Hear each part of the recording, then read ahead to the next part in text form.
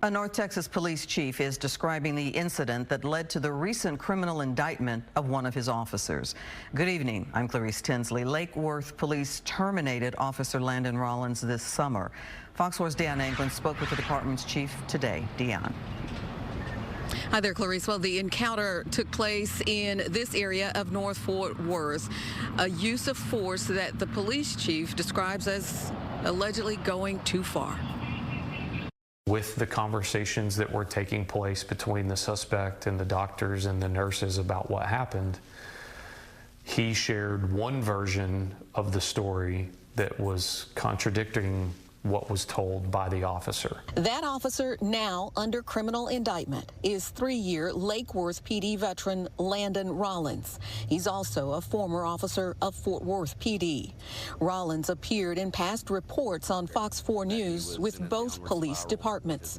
On May 14th, Rollins was overseeing an undercover drug sting operation. We were set up to do the deal at one location, and then there was kind of this spin-off location, so he went to go scout that location. That encounter between Rollins and suspect 32-year-old Tyler McKinney is the reason Rollins now faces 1 count of aggravated assault with a deadly weapon and 1 count of tampering with a government document for allegedly lying about what occurred during the encounter. A foot pursuit ensued, and then there was an incident where force was used against the suspect, and we were not made immediately aware of the severity of that. Although there were no witnesses to what happened, the chief says other officers within the department who accompanied the suspect to a hospital made the chief aware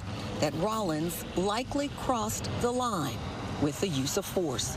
I can say that there were lacerations to his head that we believe were caused by the officer's radio. By July 8th, an internal affairs review of Rollins' use of force and his attempt to conceal his actions in a report resulted in the chief taking action. I made the decision right then and there to terminate. As well as a message sent to citizens and sworn officers that his department prioritizes accountability and transparency. I hope it provides assurances to our officers that we're committed to creating an environment of professional policing and that any type of misconduct is not going to be tolerated.